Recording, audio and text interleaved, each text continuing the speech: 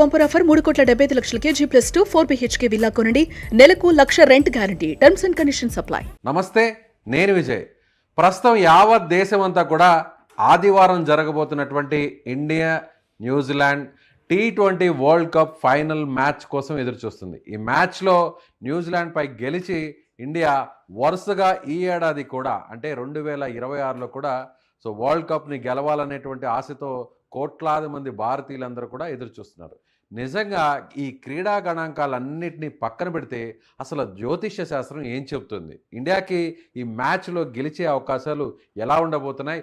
ప్లేయర్ల జాతకాలు ఏ విధంగా ఉండబోతున్నాయి? వీటి గురించి డిస్కస్ చేద్దాం. మనతో పాటున్నారు ప్రొఫెసర్, ప్రముఖ జ్యోతిష్యులు ముళ్లపూడి సత్యనారాయణ మూర్తి గారు. నమస్తే. నమస్కారం విజయ్ గారు. క్రీడా గణాంకాలని వీటన్నిటి పక్కన పెట్టేద్దాం. అసలు ఆస్ట్రాలజీ ఏం చెప్తుంది? ఎవరికి విన్నింగ్ ఛాన్సెస్ ఎక్కువ ఉండే అవకాశం ఉంది? ఈ T20 ప్రపంచ కప్లో అహ్మదాబాద్ ఆడేటటువంటి ప్లేస్ సొంతగడ్డ, మేషరాశి. దీనిపైన మనకు అనుకూలంగా ఉంది. వైడ్గా మనము ఈ యొక్క గేమ్లో మన వాళ్ళంతా కూడా ఆడడానికి ఎక్కువ అవకాశాలు ఉన్నాయి. అంటే అగ్రెసివ్గా ఆడతారు అండ్ డిఫెండింగ్ ఛాంపియన్స్ మనం. సౌత్ ఆఫ్రికా ఎంతో చక్కగా ఆడినప్పటికీ కూడా ఓడిపోయింది. అవును. ఓడిపోయింది. వ్యూహాలు మారుస్తారు మన వాళ్ళు. ఇప్పుడు వ్యూహాలు మార్చి ఆడేటటువంటి విధానంలో వాళ్ళు అన్ని ఫార్మాట్స్లో కూడా ఆడగలిగేటటువంటి మొనగాడు, శతాబ్దానికి ఒక్కసారే పుట్టేటటువంటి బుమ్రా. సునీల్ గవాస్కరే ఆయనకి ఆ స్టేట్మెంట్ ఇచ్చాడు. సునీల్ గవాస్కర్ గారి గురించి మనం చెప్పక్కర్లేదు. ఆ విధంగా బుమ్రా ఒక మెజిషియన్ అనమాట. ఇతని మీద ఆధారపడి ఈ యొక్క గేమ్. బుమ్రా కూడా మనకి ఈ యొక్క ధనుసు రాశి. అలాగే భారతదేశం అంటే బుమ్రా ఎక్కువ వికెట్లు కానీ తీయగలిగితే మ్యాచ్ మన వైపు వస్తుందండి డెఫినెట్గా. అండ్ నెక్స్ట్ చిన్న అమెండ్మెంట్ అంటే ఎన్ని వికెట్లు తీసే అవకాశం ఉందంటారు? బుమ్రా మోర్ దాన్ 4 వికెట్స్ తీస్తాడు. 4 గంటలే 4 వికెట్లు ఆడాలి. ఇప్పుడు అతను టెన్షన్ ఫీల్ అవ్వకుండా జాగ్రత్తగా కనుక వెళితే, ఎందుకంటే ఇప్పుడు అంతా అతని చేతిలోనే ఉంది. సునీల్ గవాస్కర్ కూడా అదే ఎక్స్పెక్ట్ చేస్తున్నాడు. అండ్ రెండో స్పెషలిస్ట్ పేసర్ హర్షదీప్ అద్భుతమైనటువంటి బంతులు సంధిస్తాడు. ఈ హర్షదీప్ కూడా మేషరాశి. ఏలినాటి శని జరుగుతుంది. అన్ఎక్స్పెక్టెడ్. ఏలినాటి శని అంటే అన్ఎక్స్పెక్టెడ్. అతను డిఫెండింగ్ ఛాంపియన్ కాబట్టి దంగల్ సినిమాలో కూడా మనకు అమీర్ ఖాన్ అదే చెప్తాడు, డిఫెండింగ్గా వెళ్ళు, డోంట్ గో అగ్రెసివ్గా వెళ్ళొద్దు, ఆలోచన ఇదవుతుంది అని చెప్తారు. భారతదేశం మనం ఎలాగైనా సరే మనం కప్పు కొట్టుకొచ్చేయడం ఖాయం ఈసారి. కానీ హర్షదీప్ సింగ్ మొన్న మ్యాచ్లో లాస్ట్ సెమీస్ మ్యాచ్లో తేలిపోయాడు. 60కి పైగా అతను కూడా రన్స్ ఇవ్వడం జరిగింది. వికెట్స్ ఒక్క వికెట్ తీశాడు కానీ విపరీతమైన వైడ్స్, ఎక్స్ట్రా రన్స్ ఇచ్చాడు. మళ్ళీ తిరిగి ఫామ్లోకి వస్తాడు. అయితే సిరాజ్ని ఇతనికి ఆల్టర్నేటివ్గా వేసుకుంటారు ఇప్పుడు. అంటే ఇప్పుడు ఎవరిని పక్కన పెడతారు? హర్షదీప్ని పెట్టి సెమీస్లో కీలకంగా వరుస పెట్టి వైడ్లు చేసినటువంటి హర్షదీప్ కంటే కూడా సిరాజ్ ది బెస్ట్ అని చెప్పి.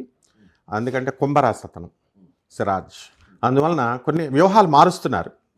మార్చే ఎక్స్పెక్ట్ చేయడానికి లేని విధంగా అన్ఎక్స్పెక్టెడ్గా ఈ వ్యూహాలతో మన వాళ్ళు చేస్తున్నారు. అండ్ ఆడితే హర్షదీప్ ఫామ్ లోకి వచ్చే ఛాన్స్ ఉంది. కాకపోతే హర్షదీప్ ప్లేస్ లో ఒకవేళ సిరాజ్ ఆడిచ్చేటువంటి ఛాన్సెస్ కూడా ఉన్నాయి. 100% ఉన్నాయి.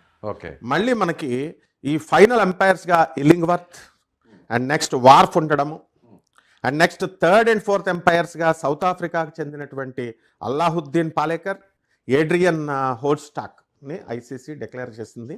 వాళ్ళు ఇంగ్లాండ్ వాళ్ళు. ఇల్లింగ్వర్త్, వార్ఫ్ కూడా ఇంపార్షియల్గా వాళ్ళు మన భారతదేశానికి కానీ న్యూజిలాండ్కి కానీ ఇవ్వడం జరుగుతుంది. ఇవన్నీ కూడా మనకి ఫేవర్ అవుతాయి. అలాగే ఇప్పుడు ఎల్లింగ్వర్త్ కూడా last time T20 world cup ఫైనల్లో కూడా ఈయనే అంపైర్గా ఉన్నది. అది కూడా ఒక సెంటిమెంట్ డెఫినెట్గా. అందువలన మనకి ఇప్పుడు కావలసినటువంటి వరుణ చక్రవర్తి సూపర్ 8లో అక్కడి నుంచి ఊహించనిటువంటి ఎదురు దెబ్బ తగిలింది. సెల్ఫ్ కాన్ఫిడెన్స్ కొంచెం దెబ్బతింది. ఇవన్నీ కూడా తీసుకొని మనం కులదీప్ని ఫైనల్లో ఆడించేటటువంటి అవకాశాన్ని పరిశీలిస్తున్నారు. ఓకే. బౌలింగ్లో ఇప్పుడు 2 మార్పులు జరిగే అవకాశం ఉందంటారు. ఒకటి ఏదైతే హర్షదీప్ సింగ్ ప్లేస్లో సిరాజ్ని, మన హైదరాబాద్ బౌలర్ సిరాజ్ని ఆడించే ఛాన్సెస్ ఉండొచ్చు. అదేవిధంగా ఇప్పుడు ఎవరైతే వరుణ్ చక్రవర్తి తేలిపోయాడో ఆల్రెడీ మనం చూస్తున్నాం లీగ్ మ్యాచెస్లో అన్నీ కూడా వరుసగా సెమీస్లో కూడా తేలిపోయాడు. సో ఆయన ప్లేస్లో మళ్ళీ తిరిగి కుల్దీప్ని ఆడించే ఛాన్స్ ఉంది. సో కుల్దీప్ని ఆడిస్తే కుల్దీప్కి ఏమన్నా వికెట్స్ పడతాయి? డెఫినెట్గా పడతాయి. ఎందువల్లంటే గురుడు జన్మరాశిలో ఉన్నాడు, ఆయనకి మిథున రాశిలో.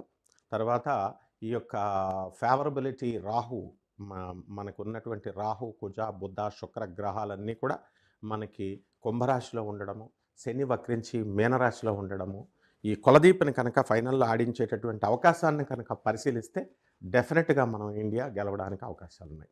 రైట్. అలాగే ఫార్మాట్ ఏదైనా సరే బంతి చేతికిస్తే చాలు సానుకూల రిజల్ట్ని రప్పించేటటువంటి బూమ్రా మీదే మొత్తం మ్యాచ్ అంతా కూడా ఉంది. సో ఈ విధంగా మనకున్నటువంటి జట్టుని మనం సాధికారకంగా ప్రజెంట్ చేసుకోలేకపోవడం, మనకున్నటువంటి కొన్ని లోపాలను అధిగమించాలి మనం. ఇక బ్యాటింగ్ విషయానికి వస్తే ఎలా ఉందంటారు? బ్యాటింగ్లో అభిషేక్ శర్మ, అందరూ ఇప్పుడు అభిషేక్ శర్మ గురించి మాట్లాడుతున్నాడు. అసలు టీంలో ఉంటాడా ఉండడా?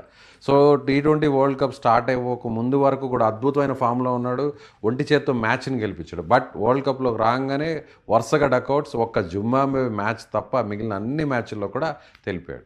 సచిన్ టెండూల్కర్ సొంత రికార్డులు ఎన్నో ఉన్నాయి. అటువంటి ఆయన వరల్డ్ కప్లో ఆయన ఏ ప్రతిభ చూపించకపోయినా మన వాళ్ళంతా తీసుకొచ్చారుగా. ఆ విధంగా ఇతన్ని కూడా ఇప్పుడు పికప్ అవుతాడు. కొనసాగిస్తారా? టీంలో ఉంటాడా? కొనసాగిస్తారు. అదే అంటున్నారు, వ్యూహాలు మారుస్తారు అన్ఎక్స్పెక్టెడ్గా. ఎందువలనంటే అంటే నేను అడిగేది జ్యోతిష శాస్త్ర ప్రకారం అభిషేక్ శర్మ టీంలో ఉంటాడా ఉండడా? ఉంటాడు. ఉంటే ఆడతాడా? ఆడతాడు. ఓకే, డెఫినెట్గా ఆడతాడు. అంతేకాకుండా మన జట్టు ఇప్పుడు సొంత గడ్డ మీద ఎప్పుడూ మనం ఎవరికి ఛాన్స్ ఇవ్వలేదు. తర్వాత ఏ ఫార్మాట్లో అయినా సరే వరల్డ్ కప్ గెలిచిన చరిత్ర ఉంది. అదే లెగసీని కొనసాగిస్తూ మనం వస్తాం. అండ్ డెఫినెట్గా టోర్నీలో జట్టు ప్రదర్శన అనేటటువంటి సాధికారకంగా ఉండాలి. అది లేదు మనకి, అది ఒక బలహీనత మనకి. అలాగే స్పష్టంగా టీమిండియా పడుతూ లేస్తూ ఇప్పుడు ఫైనల్కి వచ్చింది. కానీ ఇప్పుడు మనకున్నటువంటి గ్రహాలు మారుతున్నాయి, ఇప్పుడు దగ్గరకు వచ్చేసాం. సో కస్ప పీరియడ్లో ఉన్నాం మనము. So the Venus is going to change. On 14th వచ్చేసరికి రవి is going to change from Aquarius to Pisces, కుంభరాశి నుంచి మీన రాశి. ఆ విధంగా ఈ అభిజిత్ లగ్నాలలో ఈ మ్యాచ్ను పెట్టడం, ఈ అనూహ్యమైనటువంటి విధానంలో మనం కప్ కొట్టుకొచ్చేసేయడం, అందులో డౌటే లేదు. అండ్ ఇంగ్లాండ్నే తీసేసాం. అసలు క్రికెట్ పుట్టిందే వాళ్ళు. న్యూజిలాండ్ డేంజరస్ ప్లేయర్స్ అయినా లాస్ట్ టైం కూడా మనము అనుకున్నాం మనం గెలిచిపోతుందేమో అని. So we should never underestimate the Indian team. And they are very energetic. ఆస్ట్రాలజికల్గా కూడా ఫిజికల్గా కూడా మనకి 100% ఎక్కువ ఛాన్సెస్ ఉన్నాయి. ఓకే, ఎంత స్కోర్ చేసే ఛాన్స్ ఉంటుందంటారు? మనకి ఫస్ట్ బ్యాటింగ్ ఒకవేళ ఇండియా వస్తే ఎన్ని రన్స్ కొట్టే ఛాన్స్ ఉందంటారు? స్కోర్ మామూలే, మొన్న కొట్టిన దాని మీద ఒక 10, 260 కొడతారా? More than nearly to 300. 300. చాలా మంది వీడియో చూస్తుంటారు సత్యనారాయణ మూర్తి గారు, కింద కామెంట్స్ కూడా వస్తుంటాయి. సో 300 రన్స్ కొట్టడం అంటే అంత ఆషామాషి కాదు, అందులో కూడా వరల్డ్ కప్ ఫైనల్లో. Yes, that is the spirit of an Indian. Indians are lions. We're now the third super stars economic రంగంలో. ఎక్కడా కూడా ఆ భారతదేశ చరిత్ర మారుతోంది. అంటే మీరేదో ఫ్యాన్స్ని సంతోషపెట్టడం కోసం, లేదంటే బెట్టింగ్ రాయల్ని ఏదన్నా ఇటువైపు తిప్పడం కోసం ఏదన్నా చెప్తున్నట్టుగా ఉంది తప్ప మనం కట్టొద్దు అని చెప్తున్నాం. మనము బెట్టింగ్లు ఎవరు కట్టొద్దు. ఈ టీమ్ స్పిరిట్ ఉండాలి, గేమ్ స్పిరిట్ ఉండాలి. మన వీనస్ మీనరాశిలోకి వెళుతున్నాడు. కుజుడు ఒక్కడే కొంచెం వీక్గా ఉన్నాడు. కుజుడు మనకి మకర రాశిలో ఉండంటే ఇంకా వండర్ఫుల్గా స్కోర్ చేద్దురు. బట్ శత్రుక్షేత్రంలోకి వచ్చాడు కాబట్టి అవతల వాళ్ళు మనల్ని కట్టడి చేస్తారు, అందులో కట్టడి చేయకుండా ఉండదు. అయినప్పటికీ కూడా మనకి స్పిన్నర్స్ వరుణ్ చక్రవర్తి, అక్షర్ పటేల్ వీళ్ళంతా తేలిపోయారు. So they will learn a lesson. And డెఫినెట్గా మనకి ఈ యొక్క ధారాళంగా పరుగులు ఇచ్చేశారు బుమ్రా తప్ప. ఈ ఫెయిల్యూర్స్ని అన్నీ పరిగణలోకి తీసుకుంటారు. అండ్ డెఫినెట్గా ఇప్పుడున్నటువంటి ఆదివారం రవి చాలా బలంగా ఉన్నాడు మనకి. And never in the east we will fail అనమాట. సో స్కోర్లో అటు ఇటు ఉన్న ఇండియన్ టీమ్ స్పిరిట్, బెట్టింగ్స్ ఆడకూడదు, డోంట్ వేస్ట్ ద మనీ.